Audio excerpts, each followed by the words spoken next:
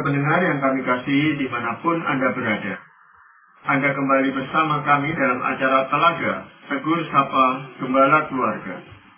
Saya Gunawan Santoso dari Lembaga Bina Keluarga Kristen akan berbincang-bincang dengan Bapak Pendeta Dr. Paul Gunadi. Beliau adalah seorang pakar dalam bidang konseling. Perbincangan kami kali ini tentang mendengarkan sebelum dengarkan. Kami percaya acara ini pasti bermanfaat bagi kita sekalian, dan dari studio kami mengucapkan selamat mengikuti. Bapak, kita masih berbicara dalam satu tema besar, yaitu bagaimana hidup berhikmat dengan tuntunan firman Tuhan, Bapak ya. Nah, mendengarkan sebelum didengarkan, ini rasanya kok agak bertentangan dengan natur kita, ya? Karena natur kita itu sebenarnya adalah lebih ingin didengarkan daripada kita mendengarkan orang lain. Ini bagaimana, Bapak? Betul sekali, Pak Gunawan. Konteks utama kita adalah tentang bagaimana berhikmat ya. Nah, untuk bisa berhikmat kita perlu menerapkan prinsip lebih baik mendengarkan sebelum didengarkan. Sudah tentu betul tadi Pak Gunawan berkata, sebagai manusia kerinduan kita adalah didengarkan ketimbang mendengarkan. Tapi kalau kita ingin berhikmat, kita harus berdisiplin diri untuk mendengarkan. Nah, mendengarkan terdiri dari dua langkah atau mencakup dua tindakan. Pertama, kita mendengarkan terlebih dahulu sebelum membuka mulut untuk berbicara dan menuntut orang untuk mendengarkan kita. Nah, ini penting untuk dilakukan sebab dengan mendengarkan kita dapat mengerti masalah atau pembicaraan secara lebih utuh. Sebelum memberi jawab, kita dapat memahami permasalahan secara lebih lengkap dan tepat. Jadi, langkah pertama adalah kita selalu mau mengedepankan mendengarkan terlebih dahulu sebelum kita berbicara atau kita meminta orang untuk mendengarkan kita. Biasanya yang kita lakukan adalah memang, oke, saya bersedia mendengarkan, tapi setelah kamu mendengarkan saya dahulu. Sekarang yang saya minta adalah kita ubah urutannya. Kita kedepankan mendengarkan, setelah itu barulah kita minta orang mendengarkan kita. Apakah itu hanya berlaku kalau kita itu setara gitu, Bapak? Artinya kita secara kedudukan sosial sama, usia sama, dan sebagainya, atau berlaku umum gitu? Kadang-kadang kita mau mendengarkan, tapi kalau orang itu lebih muda dari kita, seolah-olah kita merasa superior, merasa lebih. Dan kalau kamu yang lebih muda, dengarkan saya dulu. Atau terhadap anak, atau terhadap istri, atau berlaku umum. Apa begitu, Bapak? Seharusnya berlaku umum, Pak Gunawan. Tapi saya mengerti kita hidup dalam budaya tertentu, dan budaya kita ini, orang yang tua seharusnya diberikan hak lebih banyak untuk berbicara, dan yang lebih muda dituntut untuk mendengarkan. Tapi sebetulnya sikap yang baik adalah mendengarkan terlebih dahulu, dan tidak jadi soal apakah orang itu secara sosial di bawah kita, atau di atas kita, atau setara dengan kita. Nah, pada waktu kita mendengarkan, otak kita itu berproses untuk tetap memaksakan supaya dia mendengarkan kita itu.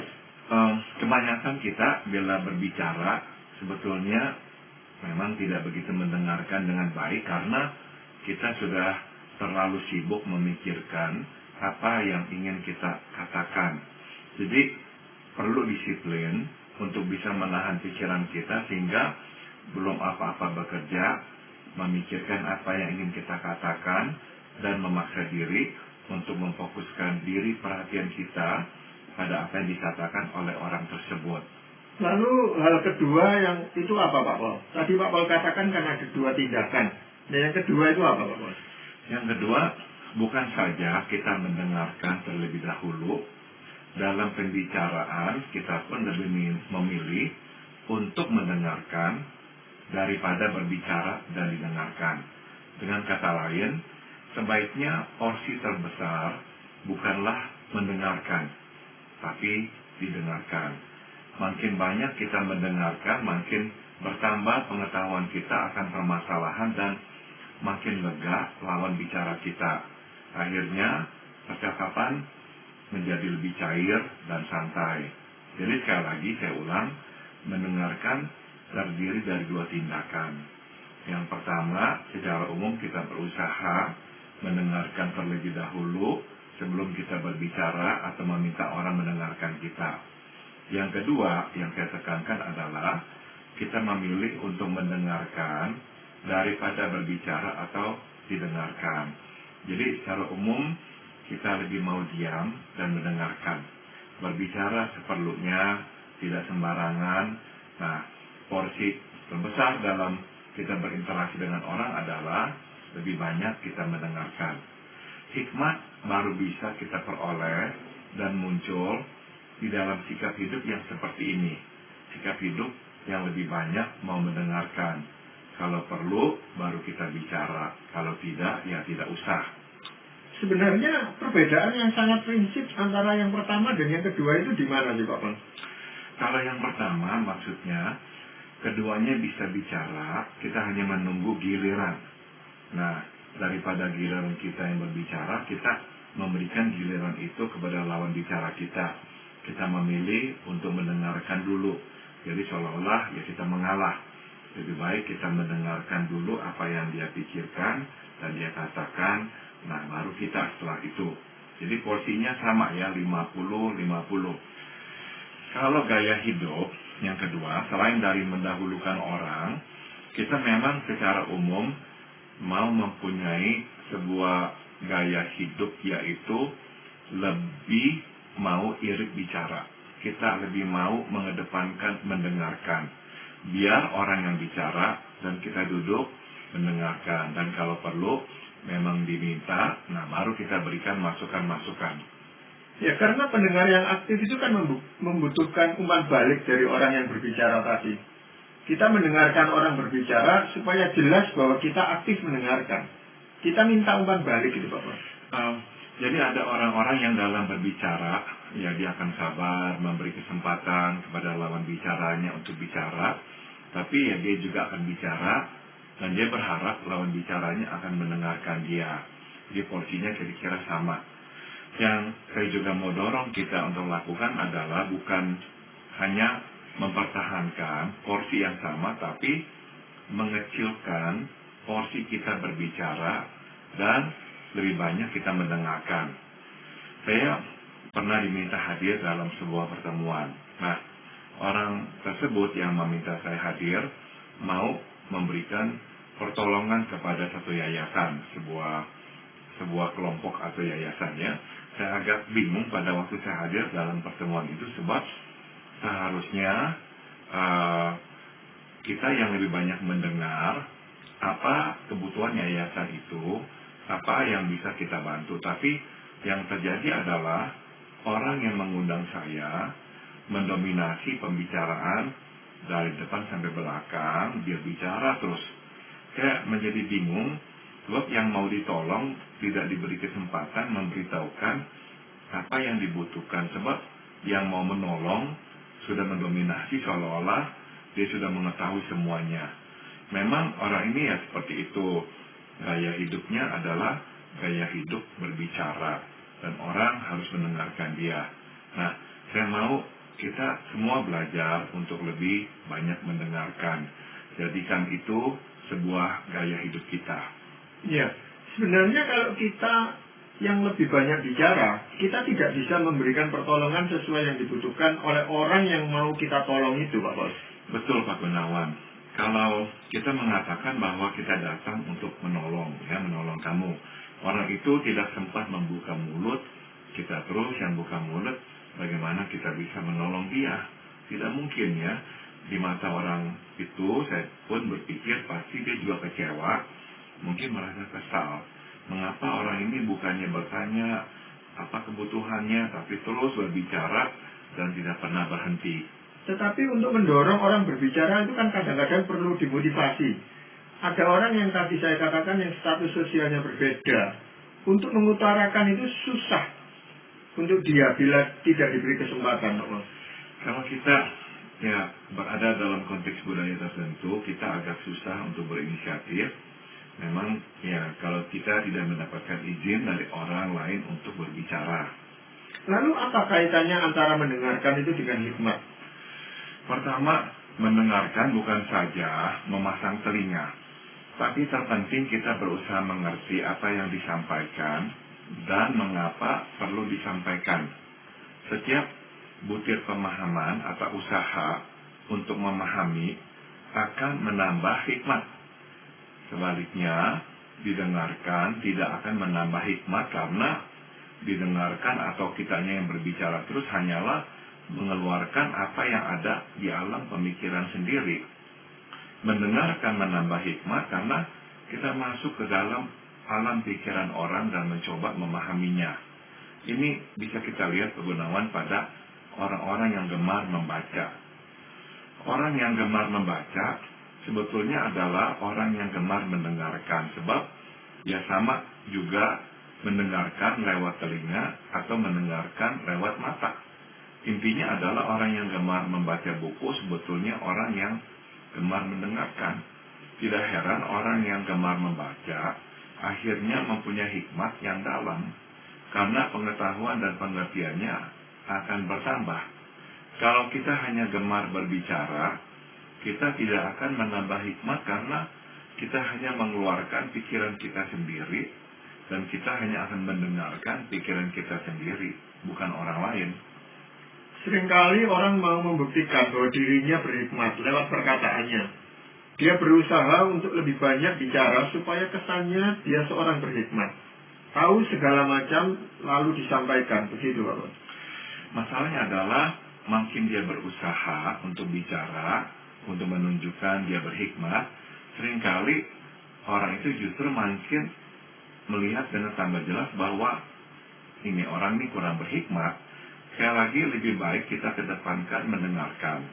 Makin kita mendengarkan, mengerti kenapa orang ini bicara, apa yang ingin disampaikannya, makin kita belajar tentang apa yang ingin dia katakan tentang kehidupan ini, dan itu akan menambah hikmat kita.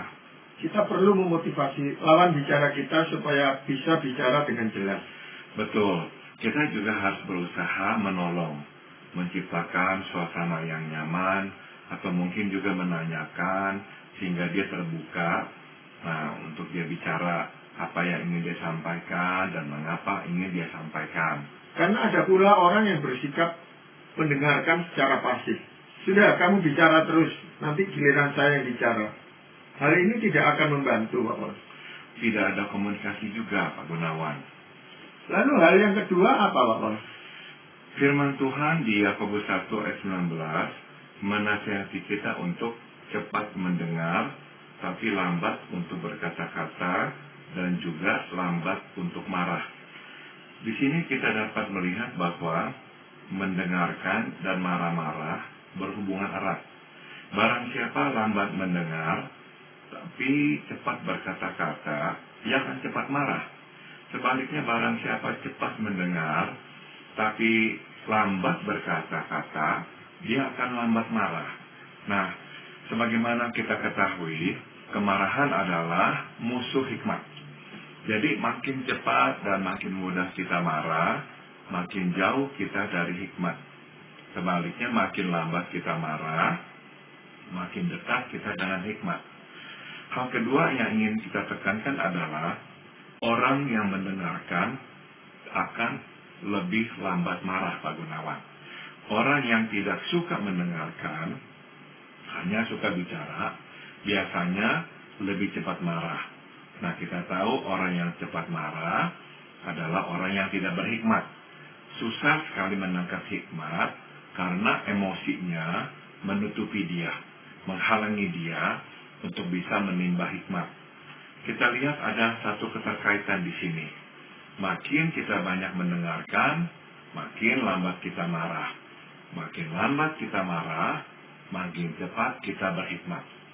Memang ada kaitan antara kemarahan ini dengan hikmat.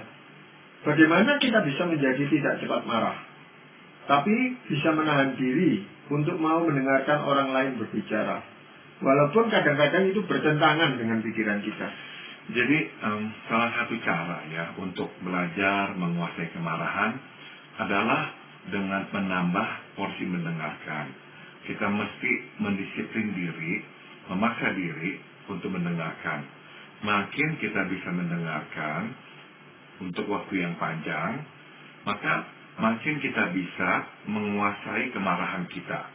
Memang ada hubungan yang erat sekali antara mendengarkan dan marah dan juga berhikmat. Orang yang lebih mudah marah adalah memang orang yang susah sekali mendengarkan. Kita mungkin pernah bertemu dengan orang-orang seperti itu. Jadi baru saja ya kita bicara, dia sudah bicara lagi, dia sudah berespons lagi. Tinggal tunggu waktu, nah orang seperti ini akan meledaklah dengan kemarahannya. Yang sulit dalam mendengarkan itu adalah mencari inti sebenarnya apa yang mau dia sampaikan. Ada orang itu yang suka berputar-putar. Ini yang kadang-kadang menimbulkan kemarahan dalam diri kita. Mengapa tidak mau to the point saja dia bicara? Mengapa mesti berputar-putar tidak karuan sehingga membuat kita pusing juga, Pak Pol? Mendengarkan itu memang tidak mudah ya. Tadi Pak Gunawan sudah berikan masukan pada waktu kita mendengarkan, kita juga perlu mengajukan pertanyaan atau mengarahkan sehingga apa yang ingin disampaikan bisa disampaikan dengan jernih, dengan jelas, dan mengapa yang ingin menyampaikannya juga dapat dikomunikasikan sehingga kita mengerti. Memang itulah keuntungannya kalau kita mendengarkan lewat buku. Kalau buku membosankan, kita bisa cepat-cepat menyingkirkan. Tapi kalau dengan orang, kita tidak bisa seperti itu, Pak Wang. Tidak bisa. Memang lebih susahnya itu betul. Tapi kadang itu yang kita hadapi, Pak Gunawan. Di dunia ada macam-macam manusia ya, tidak sama semuanya. Itu kaitannya bagaimana hikmat itu bisa tumbuh? Kalau kita tidak mudah untuk marah dan kita memaksa diri mendengarkan, tidak bisa tidak, orang yang bisa menguasai diri tidak marah, akhirnya akan menjadi orang yang terbuka pikirannya. Lebih bisa mengerti karena dia tidak cepat bereaksi. Secara konkretnya begini, kalau kita bicara dengan orang yang belum apa-apa sudah marah-marah, orang itu bisa marah kembali atau akhirnya tidak mau bicara dengan kita.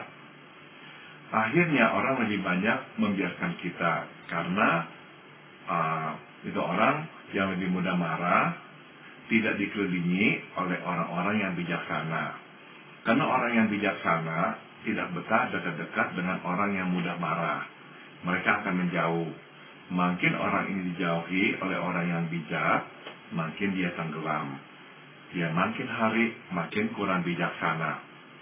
Pak Pol, untuk konkretnya di dalam Alkitab, apakah ada contoh-contoh orang yang mau mendengarkan sebelum didengarkan? Salah seorang tokoh di Alkitab yang gemar didengarkan tapi tidak suka mendengarkan adalah Raja Saul. Dia kebalikan dari penerusnya Raja Daud. Berkali-kali baik Samuel yang mengurapinya, putranya Yonatan maupun Daud sendiri yang adalah menantunya berbicara kepada Raja Saul dan menasihatinya. Sayang dia tidak menggubrisnya. Bahkan sewaktu imam Allah berbicara, dia pun tidak bersedia mendengarkan. Saul menuntut orang mendengarkannya. Tidak heran dia hidup tanpa hikmat. Akhir hidupnya tragis, bukan saja dia mati di tangan musuhnya, dia pun ditinggalkan Tuhan. Sebaliknya Raja Daud bersedia untuk mendengarkan. Sewaktu Yonatan memberinya nasihat bagaimana seharusnya dia bersikap terhadap Raja Saul, Daud pun mendengarkan. Tak kalah Abigail memohon kepadanya untuk tidak membunuh suaminya Nabal yang telah menghina Raja Daud. Nah, tanpa ragu Daud mendengarkan dan membatalkan niatnya. Pada waktu Nathan menegur Daud atas dosanya, Daud juga mendengarkan. Pertanyaannya, apakah yang membedakan keduanya, Saul dan Daud?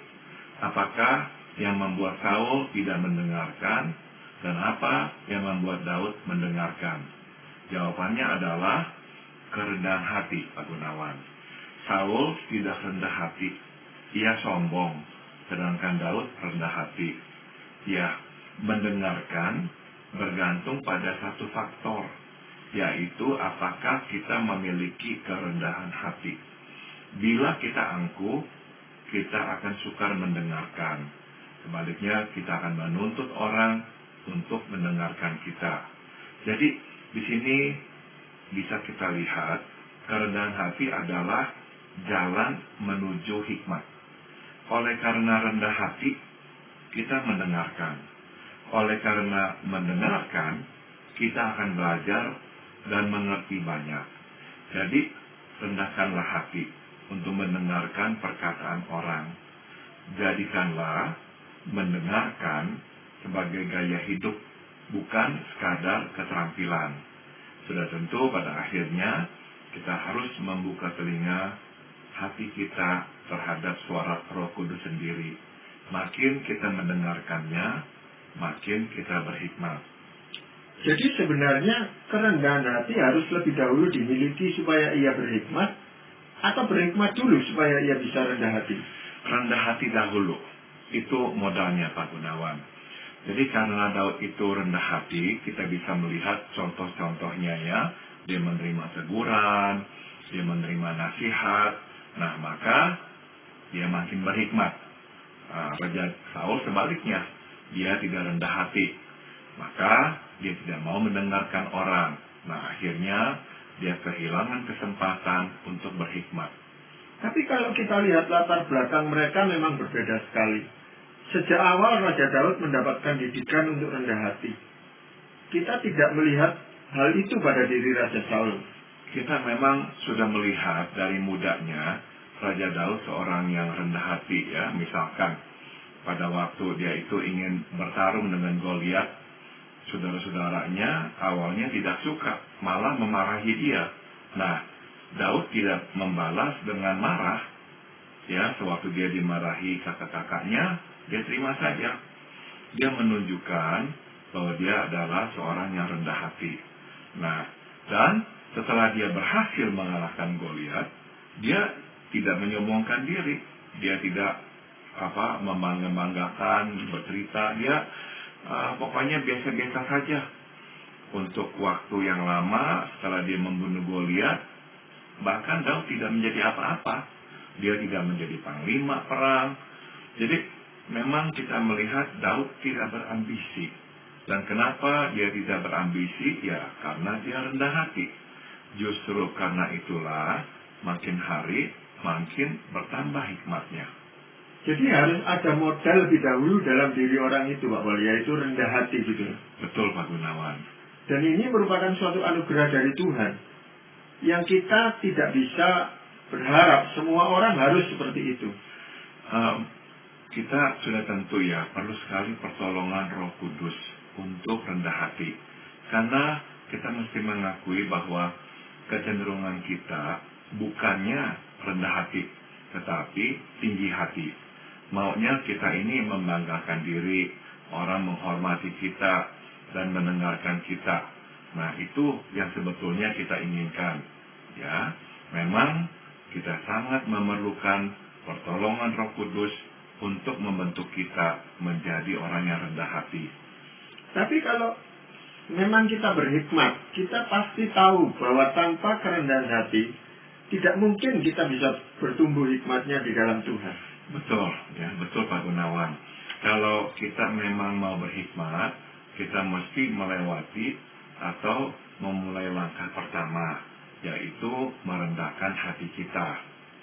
Yang tidak terjadi dalam diri Saul adalah, walaupun banyak peristiwa sebenarnya dia bisa belajar untuk rendah hati, tapi dia memilih untuk nggak bisa dia. Sebenarnya persoalan-persoalan kehidupan ini bisa kita hadapi dengan hikmat Tuhan. Kalau saja kita mengenal prinsip-prinsip yang sudah kita bahas selama 4 kali berturut-turut ini gitu Bapak ya. Dan semoga pembicaraan kita ini bermanfaat bagi semua orang, juga termasuk untuk kita sendiri. Ya. Terima kasih Bapak. Sama-sama Pak Gunawan. Para pendengar sekalian, kami mengucapkan banyak terima kasih karena Anda telah mengikuti perbincangan kami dengan Bapak Pendeta Dr. Paul Gunadi dalam acara Telaga, Tegur Sapa Gembala Keluarga. Kami baru saja berbincang-bincang tentang mendengarkan sebelum didengarkan. Bagi Anda yang berminat untuk mengetahui lebih lanjut mengenai acara ini, silakan menghubungi kami lewat surat. Alamatkan surat Anda ke Lembaga Bina Keluarga Kristen atau LBKK, Jalan Cimanuk 56, Malang. Kami juga mengundang Anda mengunjungi situs kami di www.telaga.org. Saran-saran, pertanyaan, serta tanggapan Anda sangat kami nantikan. Akhirnya dari studio kami mengucapkan terima kasih atas perhatian Anda.